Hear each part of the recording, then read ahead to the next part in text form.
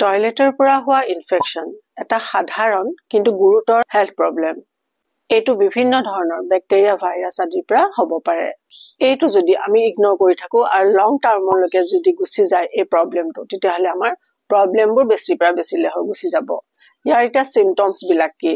পেটৰ বিষ হয়, ঘনাই ঘনাই টয়লেটত যাব লগা হয়, ডায়েৰিয়া হয়, ভমিটিং হয় আৰু তাৰ লগে লগে জ্বৰো হয়। এই ইনফেকশন ভাইৰেল হৈ পৰে আৰু খুব সোনকালে স্প্ৰেড কৰে। মোষ্টলি যেতিয়া আমি হেলথক বেছি গুৰুত্ব নিদিওঁ। কি কাৰণত ডায়েৰিয়া হ'ব পাৰে, ইয়াৰ কাৰণবোৰ জানি লওঁ আহকচোন। অস্বাস্থ্যকৰ টয়লেট ব্যৱহাৰ কৰা, হাত ভালকৈ নোধোৱাকৈ খোৱা বস্তু টাচ কৰা, খোৱা বস্তু স্পৰ্শ কৰা, লেতেৰা পানী বা খাদ্য ব্যৱহাৰ কৰা। ইয়াৰ পৰা প্ৰতিকাৰ কেনেকে পাব? টয়লেট ব্যৱহাৰ কৰি ভালকৈ হেণ্ড ৱাছ দি হাতবোৰ ধুব লাগে। খোৱাৰ আগতে হাতবোৰ ভালকৈ ধুই লোৱা। নিট এণ্ড ক্লিন হৈ থকাৰ প্ৰতি অলপ ইম্পৰ্টেঞ্চ দিয়া। ইনফেক্টেড মানুহৰ পৰা আঁতৰত থাকিব। ইয়াৰ এতিয়া ট্ৰিটমেণ্ট কি?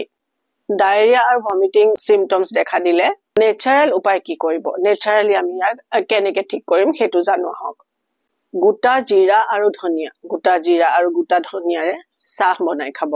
এইটোৱে ডাইজেষ্টিভ চিষ্টেম কুল ডাউন কৰিব, আৰাম পাব আৰু ডায়েৰিয়া কমাব।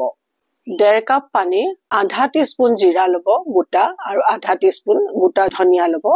সেইখিনি পানীত ভালকে উতলাই 1.5 কাপ পানী ল'ব প্ৰথমতে। সেইখিনি পানীত উতলাই 1 কাপ পানী যেতিয়া ৰৈ যাব, সেইখিনি ফুকিয়াই ফুকিয়াই গৰমে গৰমে খাব। আদা খাব পাৰে। আদা আমাৰ হজম শক্তিৰ কাৰণে খুব উপকাৰী। ই বমি ভাব আৰু ডায়েৰিয়া কমাবলৈ সহায় কৰিব। আদা থেতালি পানীত সিজাব।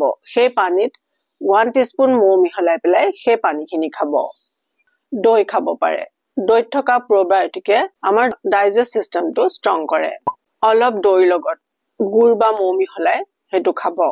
কল খাব পাৰে। কলত পটাছিয়াম থকাৰ কাৰণে ইলেক্ট্ৰলাইট বেলেঞ্চ কৰিব। ডায়েৰিয়াৰ সময়ত হোৱা আমাৰ শৰীৰৰ পানীৰ অভাৱ নাইকিয়া কৰিব।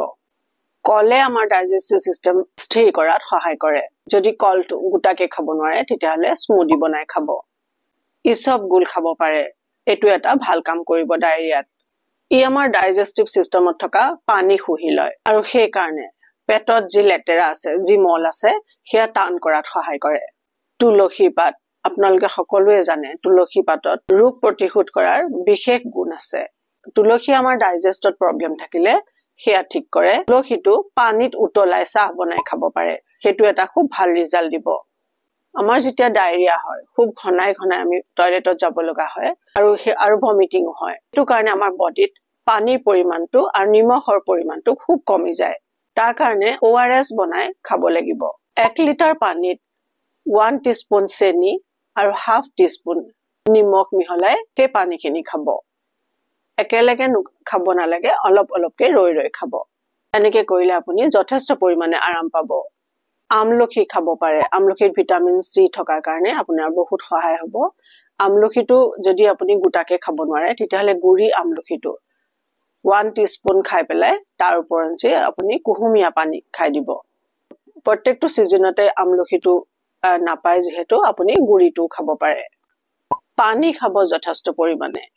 যিখিনি মই সলিউশন কলো এইখিনিৰে 100% আপোনাৰ ঠিক হ'ব লাগে। আৰু যদি বহুত বেছি আপোনাৰ হৈ থাকে, বহুত বেছি ডায়েৰিয়া হৈ থাকে, এই ঘৰুৱা পদ্ধতিৰে যদি আপোনাৰ ঠিক হোৱা নাই তেতিয়াহ'লে আপুনি ডক্তৰৰ পৰামৰ্শ ল'ব লাগিব। এই বিষয়ে এলাৰ্ট হৈ থাকিব লাগিব। আৰু যদি সাৱধানতাৰে থাকে তেতিয়াহ'লে টয়লেটৰ পৰা হোৱা ইনফেকশনৰ পৰা আপুনি ৰক্ষা পৰিব পাৰে। এই পোষ্টটো যিমান পাৰে শ্বেয়াৰ কৰি আনকো সচেতন কৰক। হেপী আৰু হেলদি হৈ থাকক। মোৰ শুভেচ্ছা থাকিল।